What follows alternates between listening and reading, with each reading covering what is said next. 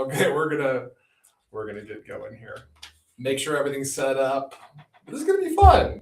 We've been talking about this for a few weeks now, and I mean, really, in some ways, we've been talking about it for a couple of years now. So here we go. We are gonna get started, and for those of you joining us live, thank you so much. Please go ahead. There should be some ways to ask a question, leave us a comment. Ken and I are gonna just have a good conversation, let you guys overhear that. But we will come back to those. We'll have a team here answering some questions, or after. Yeah, we'll come back to some of those questions. So we would love for you guys to interact and leave us a comment. So please do. And again, thanks for being here today. I am here. My name's Andrew, by the way. For those of you who don't know, I'm here with a guy who really needs no introduction, but I'll do it anyway. Yeah. I'm Kenton Lee. This is Kenton. A little bit of our backstory. Again, a lot of you already know it, but we met in elementary school. We have second grade. Yeah, and we have been best friends ever since. The story because, I mean, it's really like you're the author of our founding story. The story because is really your personal story. But then for years, we were able to build this thing side by side together. Yep. Yeah, it was 100%. It was quite the journey. But then in 2023, almost 3 years ago, you stepped out of the day-to-day operations. I did, and it's really almost past time to get back together. I mean, we obviously get together. We talk about these things, but for us to get together and share this kind of on camera, give an update. And in many ways, this is just going to be a conversation, not necessarily a polished interview, but a chance for us to come together and talk about some memories of the past and what that journey was like. Talk about where we are today, and also share with our donors and supporters what their support continues to make possible within the organization. Does that sound okay to you? That sounds great. Let's do it. It's always fun Andrew and I are literally at the office, which here in Nampa, Idaho, it's always fun to come to the office and see Andrew and the team and just be back here. And so this is very fun for me, and I'm excited to answer a few questions and talk because for a little bit. I love talking because. Let's do it. Okay, so catch us up. First of all, again, it's been almost 3 years. What have you been doing anything? Like, what have you been up to? What have I been doing? Yeah, so 3 years ago, they kicked me out. I'm just kidding. They didn't kick me out. 3 years ago, and I think one of the questions is that we're going to get to is, what made help make that decision for me to step away. And but essentially during these last few years, I've been working a little bit.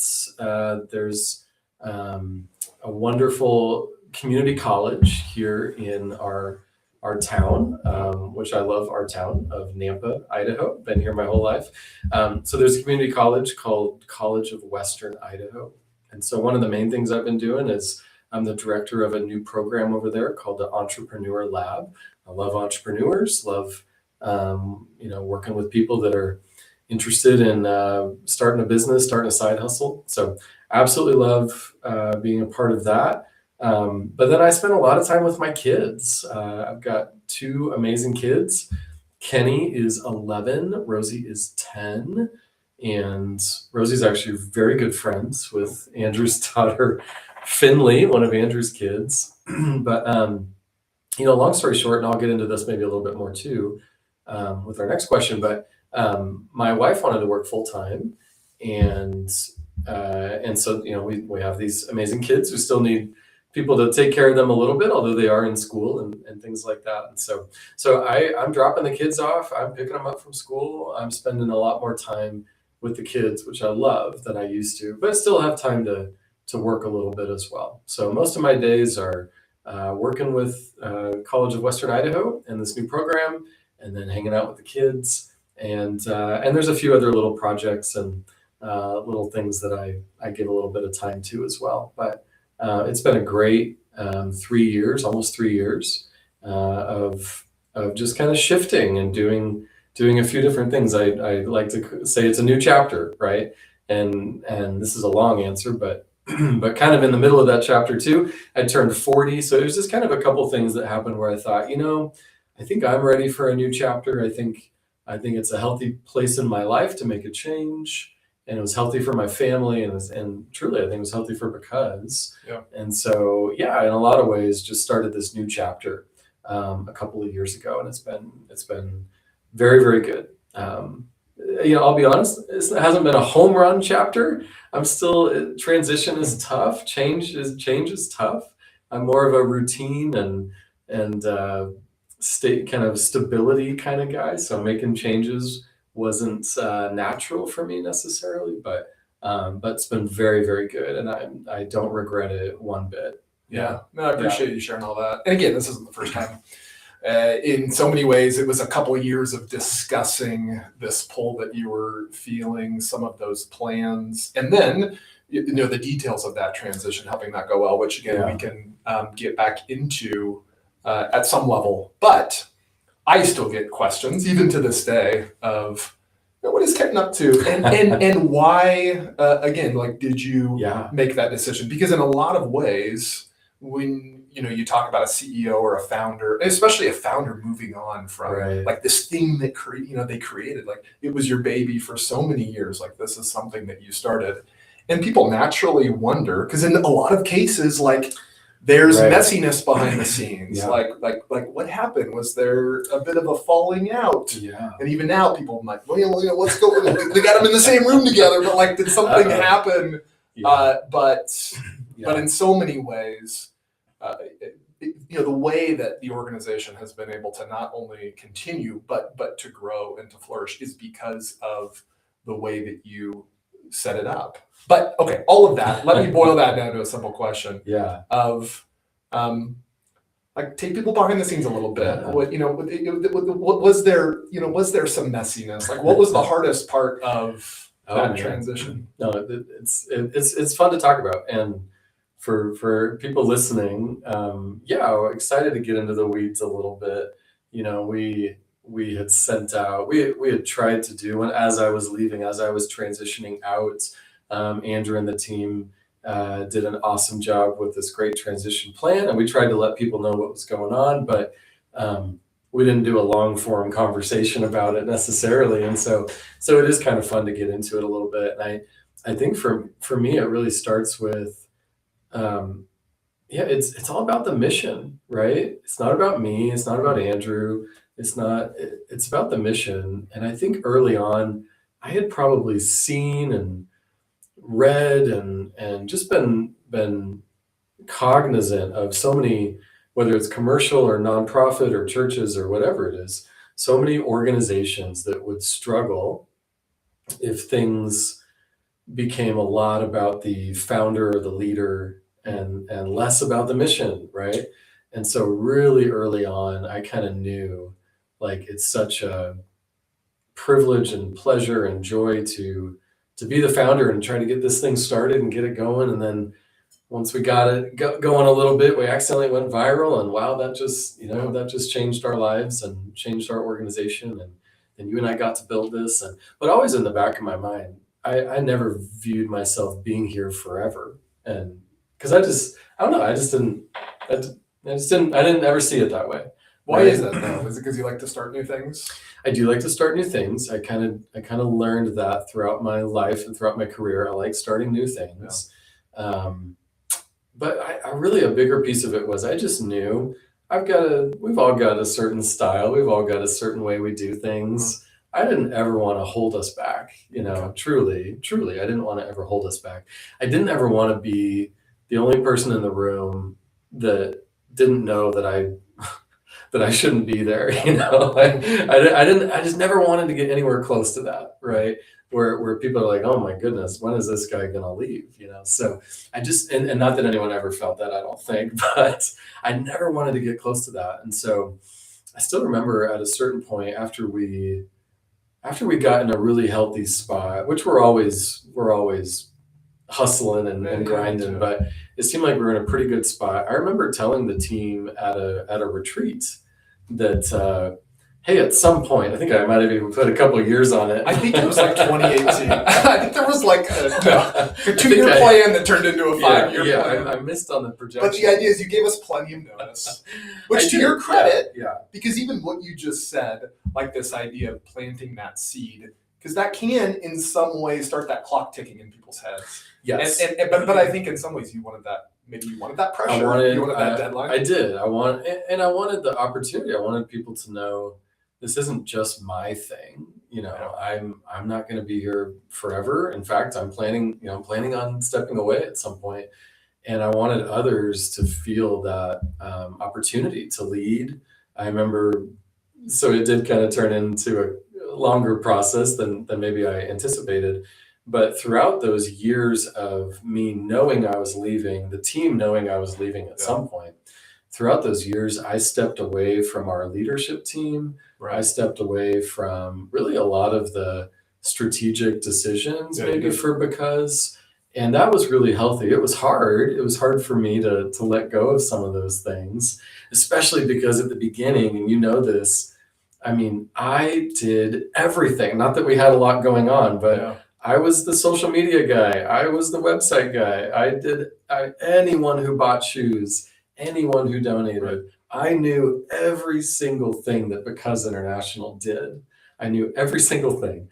And I loved that, right? Like you said, it was my baby. I loved it. The shoes are my baby. This organization is my baby. And so as it grew, and then as I realized I really do want to, step away at some point and have this continue without me, I had to start letting go of certain things. And the letting go was hard. It was made a lot easier by you, by the leadership team, Sarah and everyone that we had on the team in those days did such an incredible job making it a lot easier. But yeah, it was, so really where it started was I wanted the mission to just be in a really healthy spot. And I had seen too many times where the founder, after maybe a certain number of years, they start to take away from the mission a little bit. And I just never wanted to do that. And then, like you said, I like to start other things. I like to do other things. And then my family is a big part of my life. And so I think it really was when my wife, who did an incredible job, is an incredible mom and did an incredible job raising our kids when they were small, she kind of wanted to get back into the adult world of life. And so she had been teaching a little bit at our local university, Northwest Nazarene University. She'd been teaching a little bit and really loved it. And so she went back and got her PhD so that she could teach full time. And so it kind of gave us this runway of like, okay, Nikki wants to teach full time. She's getting her PhD. Here's when she'll have it. She really does want to work full time. And she supported me and our family for so many years while we were, while I was giving tons of hours to the Shoe That Grows as we were trying to build this. And so like, I'm so happy to kind of switch spots with her and let her work kind of the 9 to 5, the full-time job.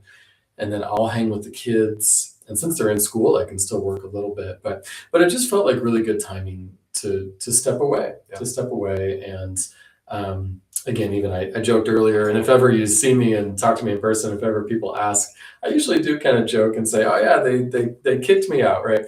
Obviously not. There really wasn't. There wasn't anything dramatic. There wasn't anything. You said that.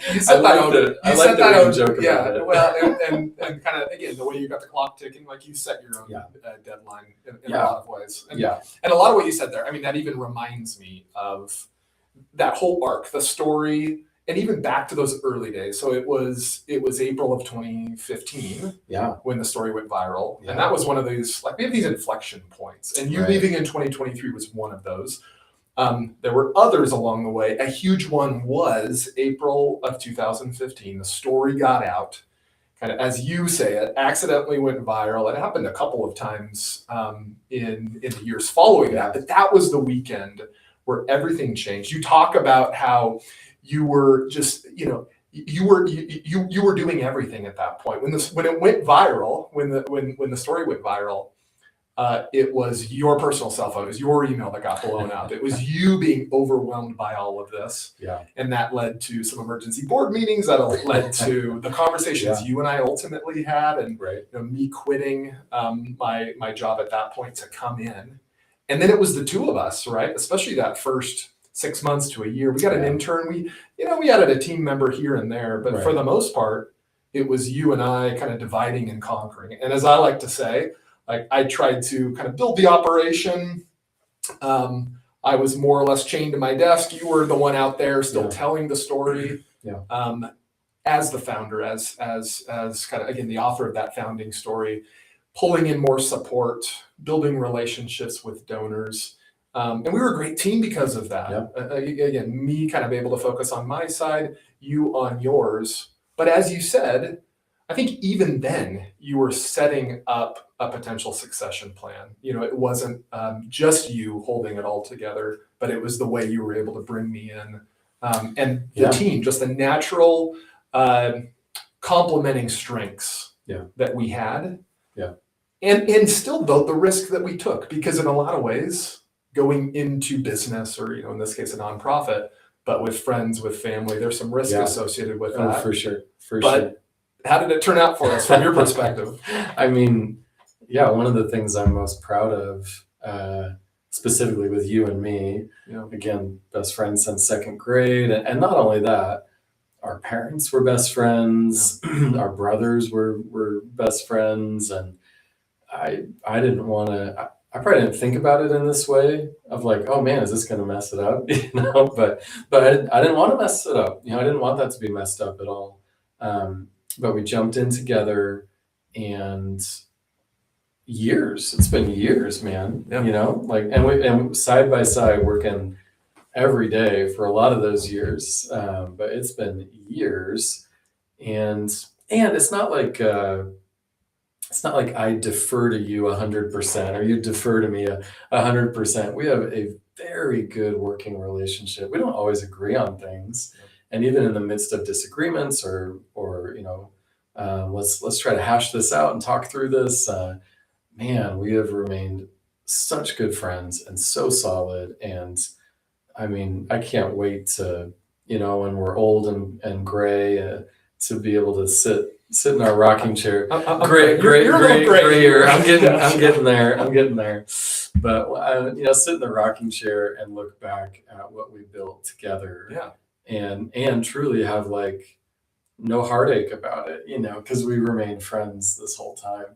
I remember people kind of warning us along the way, and I remember always telling them like, not that it wasn't something we were mindful of, but I just remember thinking like, we're going to be fine. Like Andrew and I are fine. Well, it's a risk. Again, risk reward. It's a little risk, but truly, I always knew that we were so solid. And again, I think you and I were both always on the same page about the mission too. It wasn't about us. It was this wonderful mission that was given to us, and that we were then able to create and build and grow. And truly, that one of my favorite accomplishments, maybe from my time with Because, was just how you and I were able to succeed together as friends. And grow closer. 100%. The times we've spent in Kenya, the great times we've had, the difficult times that we've journeyed together, and just being a part of this really fun and meaningful story. I think too, the other thing, not to pivot too much, but the other thing that really helped me be able to ultimately make that choice of like, okay, I really am going to step away, and here's when I'm going to transition out. I think the other thing that really hit me at a certain point, probably when our team, like I knew you loved it, I knew you were in, which really made all this so much easier for me to step away. But our team was probably 10 or 12 people, and I remember at some point just thinking, like when it was small, when it was just you and me, especially when it was just me, I remember thinking like, man, no one's ever gonna love this as much as I do, right? No one's ever gonna be as passionate or as excited about the shoes and what we're doing as I am. This is my thing, right? And at a certain point, it shifted from just my thing, Kenton's thing, to then it was you and me. And then as it started to grow, it was all these other people. But I still kind of thought, I'm kind of carrying the torch here. Like this is still, I'm still the most excited about this. But really, after a few years, whether it was people on our team, whether it was donors, board members, there were certain people that I could legitimately say they care about this just as much as I do. Yeah. And once I reached that point of like, okay, this mission is going to be in good hands when I leave because of these people that I can name and that are on our team and on our board and supporting us, but both in the U.S. and around the world. These people are going to carry this thing forward. I am so honored that they are just as passionate about this as I am.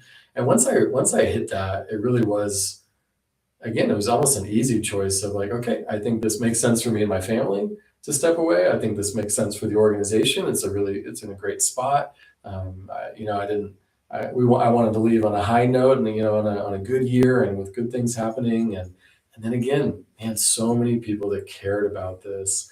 I was 100% confident that not only was Because International going to survive without me, but it was going to thrive. It was just going to go from strength to strength. And I know not every founder gets that. Not every founder has that transition. And Yeah. I am so fortunate and lucky, and I'm glad we worked hard on it. We Yeah. really did work hard on it to make that a successful transition. And so it's fun today to talk about it a few years later because I've been able to watch and see Yeah. how well the organization has done and continue to see these really passionate people that love what Because International is doing, love the impact that it's making. I mean, that has just grown and grown and grown. Yeah. And it's really truly not, I don't, for years, I don't think people have called it Kenton's thing. It's not. Yeah. It is so much more than just this little idea that I had, than Kenton's thing. Right. It belongs to so many people. And I know that you mean every word of that. I and you are happy. I do. And you're happy to be able to say that. I've thought about it and I've talked about how when a leader and especially a founder moves on from something, it can almost feel like a lose-lose sort of scenario, because if the whole thing falls apart, obviously that's sad because you'd have never wanted that for the organization. Mm-hmm. But there could be a little piece of you that's like, I didn't overstay my welcome. Like I really was still needed. Like I really was still, providing tons of value to the organization. And on the flip side, when you leave and things thrive, there could be a little piece of you that was like, oh, I wasn't maybe as needed as I thought, or even, and I would never say this, but like you said it, like maybe I was holding things back. And again, I don't think that's the case, but my point being, it can feel like a lose-lose scenario. So I do wonder, almost 3 years now since that transition, we'll get a little bit more into some of the exciting things that have happened since then. But what's it like? I guess a little bit more looking back at what's happened here since. What are some of those things? Maybe in some specific things that you miss. Yeah. Oh my goodness. So really, I'm obviously just like everybody else. I'm sure I've got some selfishness and some ego in there, but really, as I looked back, as I watched Because International, and I don't know if you remember this, you probably do, but I live in the same town as you all, as the team, as where the office is located. I did not step foot in the office. I told myself I was not going to step foot in the office for a year, and so literally did not step foot in this office for a year, and that was hard, right? That was hard. Yep, I had to go out in the parking lot. You had to meet me in the parking lot. You're so quirky. I didn't want to hang on too long. Even after I left, I didn't want to be the high school senior that graduates and then still comes back. Wears his Letterman jacket. Goes to every school. Still shows up to prom wearing the Letterman jacket. So I really did not want to do that, and I didn't want to be looking over your shoulders and stepping on your toes. And so I stayed away for a year. But I was, social media, the newsletters, the emails, my family and I were monthly donors. We love getting all the updates, and then obviously I'd see people that I still knew, that worked there, and so loved hearing everything going on. And truly, it was a joy. It was a joy to hear what was happening, where things were going. So many great things in Kenya that were happening. the little whispers I heard about some of the changes coming to the shoes. Yeah. Those were so exciting. But that was a tough first year. It was a tough first year because it was the first time I was missing everything. And besides the mission, which again is kind of the heart of all of this, the team is so great. The team is so great. And so as I'm missing, weekly meetings, as I'm missing the Christmas party, as I'm Yeah. missing all Just these like the things, day-to-day, yeah, just the stuff for the first time, I'm grieving it a little bit Yeah. for sure. I mean, I miss it. I just miss it as a person. But I never had, I think, like loads of jealousy or, oh, I wish they were struggling more without me. Yeah. I was really proud of the team, proud of what we had built, proud of this. We were building the airplane as it was trying to fly, and we built it, and it still needs, it still needs work, but we had built it, and it was so fun to watch it fly. And so again, a tough first year, but then these last couple of years, it's been so fun engaging a little bit more. I would always tell people, if people ever asked, hey, you're not at Because anymore, what are you doing? Or, how does that feel? And I would always say, yep, I'm not working there anymore, but I am their biggest fan and I love watching what they're doing. And that was always true. And then it was so fun to, again, kind of jump back in and especially with the cool things happening with the shoes, which they are just better than ever. Oh my goodness. And truly something that I would have not been able to make happen on my own, or wouldn't have been able to foresee that, that you had such a huge hand in that, and so many others had a hand in that. I love knowing that if this was just me, we would have never gotten to where we are today. Yeah. And if I can share one more story too. Yeah, please. So one of the really cool things I got to do within the last, couple of years of not working at Because, but still, again, being just the biggest fan of what's happening here. So I wasn't planning on this, but my wife was invited to teach at Africa Nazarene University, which is located in Nairobi, Kenya, a place that I love and is a huge part of our story. And so my family and I got to live in Nairobi for a few months in about like a year ago, like 2025, I guess. January, February, March, April. My wife was there for 4 months. My kids and I were there for 2 months. And as a part of that, we're kind of there supporting my wife and what she's doing. But of course, there's Japheth, there's Harliet, there's the Because International team in Kenya. There's so much happening with the shoe that grows in Kenya.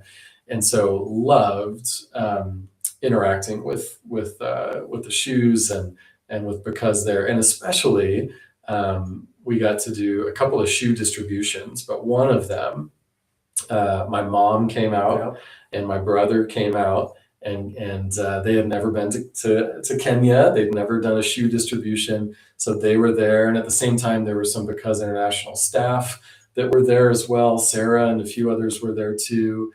Japheth, who's that's a whole nother story of Japheth, and how he and I met and became friends, but he's such a personal friend as well as such a big part of Because International. And so we did the shoe distribution all together. And I mean, my heart was just full, like just completely full.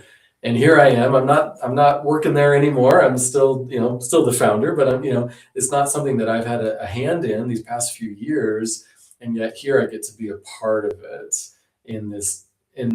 as a participant.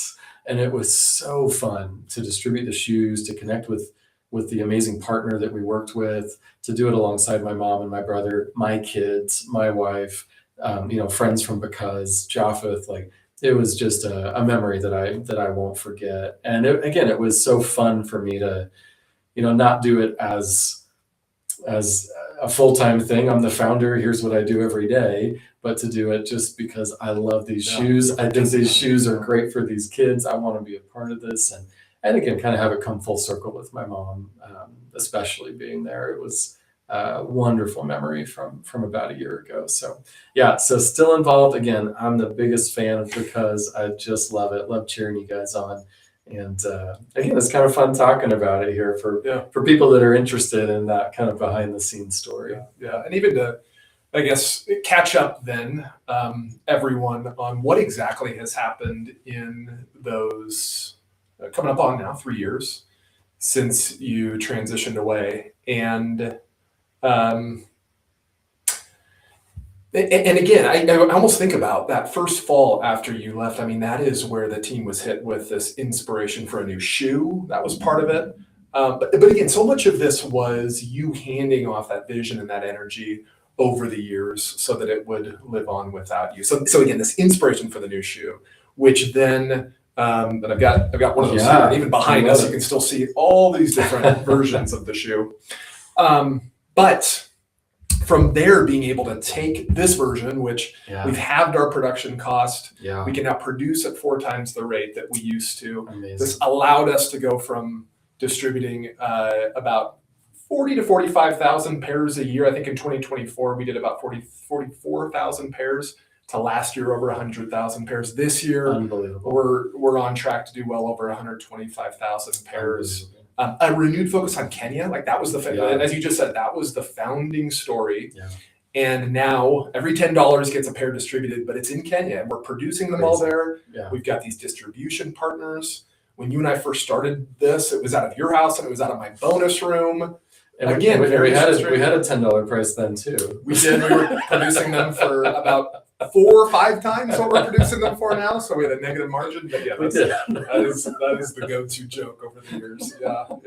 Just make it up in volume. Make it up in volume. Make it up in volume. Yeah, when you're losing money per pair, that's tough. But from that to now, we've got our U.S. headquarters here in Idaho. We've got our Kenya team that's growing, and this growing Kenya operation. Yeah. And then from there, like we know the kids now. We used to send out so many of the pairs to other distribution partners. We are still working with these local distribution partners in Kenya, but that's alongside our Kenya team. So we have those impact stories. We again are meeting these kids. And then we still have the option for people to purchase the pairs, and some of them get taken on trips, missions trips, things like that. But our Christmas shoebox customer, these they're packing these shoes into shoe boxes that are being sent all over the world. That grew by 50% last year. And then with that, we are also continuing to support other products, other solutions for these kids that we're serving with our shoes. A lot has happened. So that's my long-winded saying winded way of saying that a lot has happened over the last few years. And that's not the first time, obviously, you're hearing that. You've been keeping up to speed with me, but then also, watching our social media and all of that. Is there a piece of that you get most excited about, most proud of? Yeah. Oh, man. So, again, this is a little bit of a backstory here. Where were we? We were probably in Kenya. Yeah, we were in Kenya. And one of the Because employees, Sarah Hilly, who I believe is the director of Impact, I think is her title. So Sarah was also in Kenya. She and a few other teammates were distributing shoes to these Kenya partners, which she and others had kind of built up these great partners who work so closely with kids, especially in schools. And Sarah's great friends with my wife. And myself. And so Sarah was sending us not the official Because International newsletters or updates, which she also does a great job at, but she was sending us this kind of a group text each day on how the distributions went.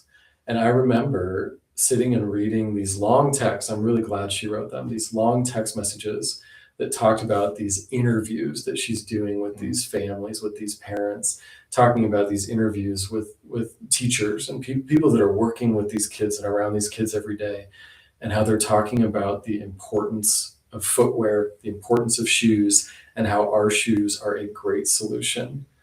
And it kept hitting me as she's having these, boots on the ground in the trenches, conversations with real families, real kids, real teachers, in these really challenging areas of Kenya.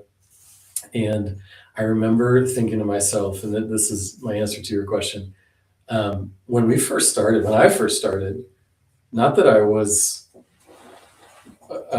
not trying to have good data or good impacts measurements or things like that. But we just didn't have it. We really did not have the wealth of information that Because International has now in terms of the kids we're working with and what they need and what really helps them and how the shoes are helping them exactly. It was so informal. Yeah. It was so narrative. Right. I was in Kenya after college. I'm hearing my friends, these people that I'm living in an orphanage.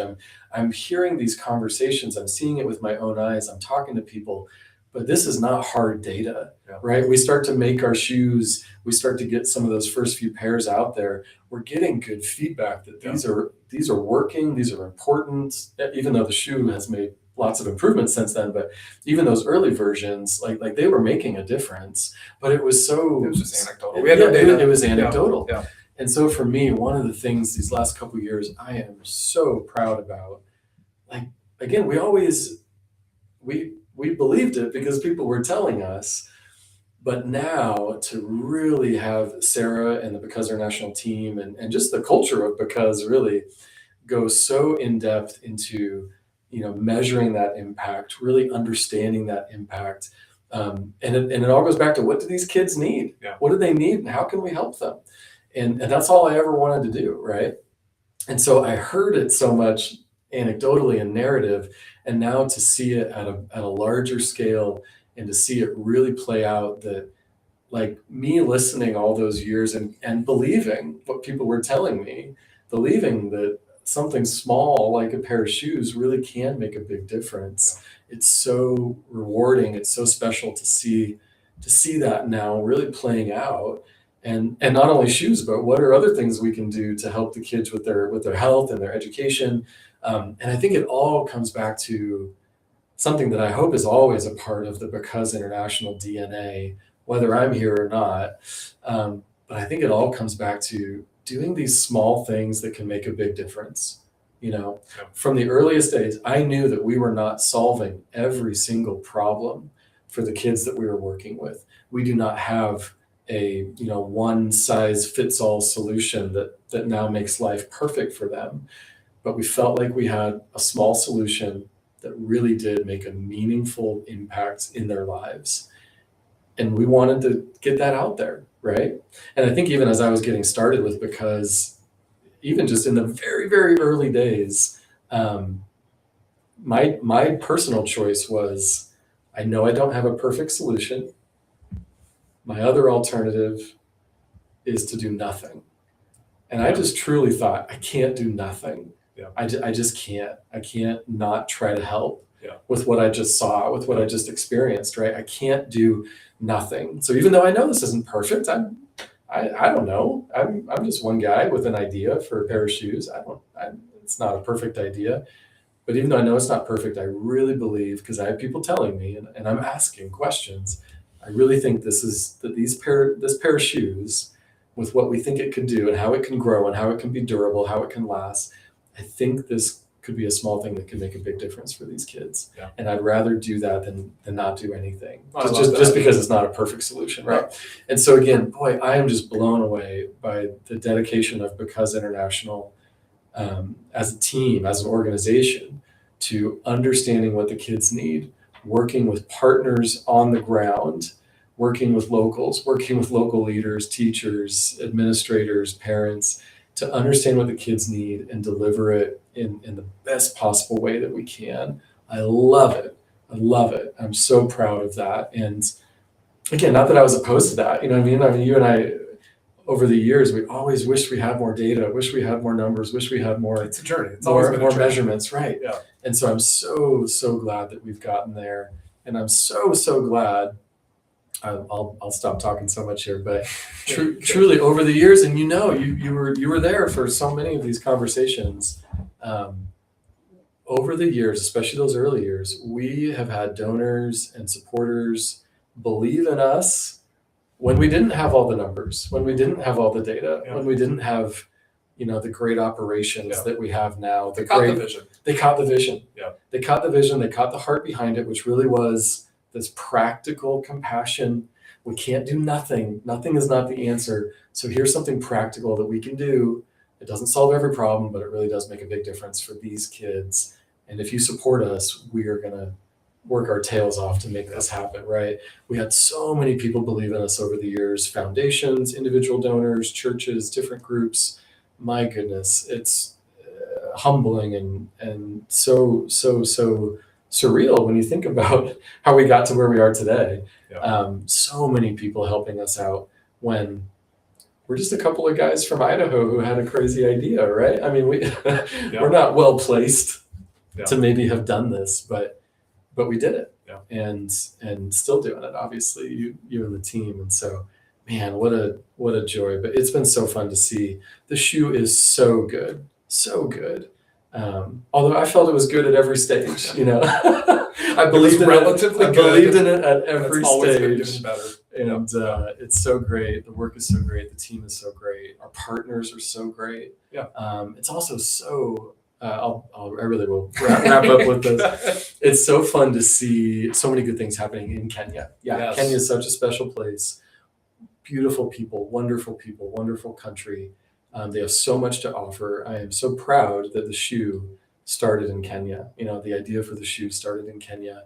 And Japheth and our team there are such capable, amazing, compassionate, wonderful people that I can't wait to see how the team evolves and grows in Kenya. I don't know if all the listeners, all the viewers know what's happening there, some of the behind the scenes things that you and the team are working on for Kenya, but really cool things are happening in Kenya. And I can't wait to see these next few years, how that shapes and what that turns into. Because again, we're all holding this loosely, right? It's not just about me. It's not just about you. It's not just about our team in the U.S. It's the mission, and if the mission to move forward in the right way, if that involves Kenya more and other countries more, fantastic. There's amazing leaders there. Let's tap into them. Let's make this happen, so that we can help as many kids as we can, right? So I love what Because International has been up to these past few years. Again, great summary, and so much of what you said there, and drawing on some of those really early thoughts and ideas. And I remember when you came back and showed me your sketches and some of your journal entry, some of the things you'd written in your journal. But again, like, it was unsophisticated, it was simple, and there was beauty in that simplicity. This idea of, I met these kids, and I just believe that kids deserve to have their basic needs met. And they're my friends, and I wanted to give shoes to my friends. And what other issues or obstacles are they facing? And again, so much beauty in that simplicity and humility. And I'm going to take action, and that has followed us over the years. Is we take action humbly, and we let the process teach us. And this is a journey rather than a destination. And we're always trying to get better. And sometimes, inevitably, there's disappointments along the way, and we learn from those moments of failure. Like, that is part of trying. That is part of simply. There's one sitting right over here. Bednet buddy. We don't have time for that full. Too many stories. It's another story. Hashtag Bednet buddy. Ask about it, and we'll tell you about that offline. But all of that said, as I look to the future, the next 3 years, the next 5 years, the next 10 years. The organization will continue to get more and more sophisticated. Like, we will have more and more data and studies. We will have more evidence-backed solutions, and we will continue to get more efficient, more effective. The shoe will only continue to get better. All those things are true, and at the same time, so much of this is rooted in the simplicity and the beauty of a lot of those original ideas, those original convictions that you had. That has informed the heart, the culture of the organization. That is the engine that will continue to drive us, regardless of in another 3, 5, 10 years when you and I are doing this again.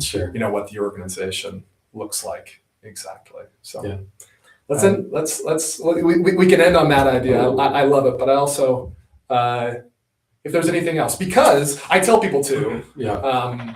Kenton and I, he's still around, especially after that year. He shows up. You do stuff for us ever so often. I joke that we just stopped paying you. But we still get you to do things. So again, appreciate you being here, taking the time. What else though? It's a pleasure. Again, what a fun conversation, and for those that are, listening or watching, checking this out, yeah, I hope that our supporters and donors, when that was part of the decision that made it difficult to leave. So many good relationships, and truly, I didn't want it to seem like anything was wrong when I left, because nothing was wrong. Right. There wasn't nothing was wrong. Everything was fine. This wasn't a sinking ship that I needed to jump out of. This wasn't anything you and I were going through. It wasn't scandal or anything, things that other organizations unfortunately go through. This was just the right timing for me and my family. Yeah. I thought it was a really healthy spot for the organization, and again, a healthy spot for me to be able to step out. And again, I love it. I love Because International. I'm the biggest fan. I can't wait to continue my involvement and continue to support what we're doing. But I worried that our supporters, the lifeblood of of what we're doing, that was the biggest risk. Some of those relationships. Right? And so just a quick word to those supporters, that maybe new supporters, or maybe those that have been with us, for 10 years. I hope that you, as you hear this conversation, I hope that our supporters are really proud that we did take a little bit of a risk in having me transition out. It would have been easier for me just to stay. Would have been easier for me personally. Probably would have been easier as an organization. But we took a bit of a risk because we really felt like it was the right move. I felt like it was the right move. We felt like it was the right move. And we always want to make the right moves, but we went through the difficulty, the challenge of that transition, and did it so well. I have other organizations ask me, what was your transition plan? How did you guys do that? Right? Because it just seemed like it went off without a hitch. And I'm sure there were some hitches and some wrinkles there, but truly, I'm so proud of how we transitioned this. And you made that a lot easier. The leadership team made that easier. The board made that easier. But I'm just so proud of how we transitioned. So I hope for any supporters, maybe it was a few questions. Why is Kenton leaving? What's going on? We like talking to Kenton, right? But again, there's so many people on this team and with Because International that care about it just as much as I do, which I love that fact right there. And for our supporters, that they it's not just about me, right? I mean, relationships are important, but we kind of trusted that our supporters cared, not just about me, but they cared about our mission. They cared about these kids. And so again, so proud of these last few years. So proud of so many moves that Because International has made. So proud of the way we did it, the way we went about it, always leading with communication and transparency, nothing to hide. Everything has been, it makes it easy. Everything has been so good. And so and again, I'm one of those supporters and donors now.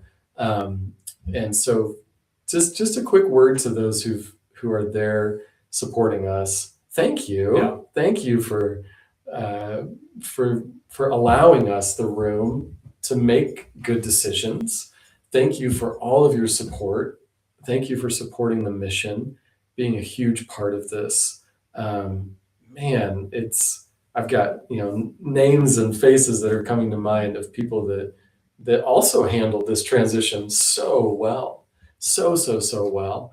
And again, I hope that you, speaking directly to you, supporters and donors, I hope that you continue to be such a big fan and such a big part of this mission and this organization, of this team, of everything happening here, because it is, it's incredible, the work that's happening here. And now that I'm on the outside and get to see it, it is incredible work that's happening here. And thank you for what you're doing for us. And I hope you continue to your support, no matter who's leading this thing, right? Because the mission and the work is worth it, and it's incredible. And so, man, it's so fun to talk about this, Andrew, and especially get to do this with you. So fun. So, I love it. Thanks for your time. Thanks for your continued support. And like Kenton said, I think our donors have already proven that it's about the mission, it's about the kids rather than about any individual, which is more encouraging, quite frankly, than anything else. So again, thanks. Taking the time, opening up, giving the update. And we thank you guys if you've made it this far, all the way to the end. Thank you so much. Again, your support means the world to us. All right. And again, if you have any questions, any comments, feel free to drop those in. And Kenton and I, the team, we will follow up with you after. But again, thanks for the time today and making it all the way to the end. Have a great day, everyone. Thanks, everybody.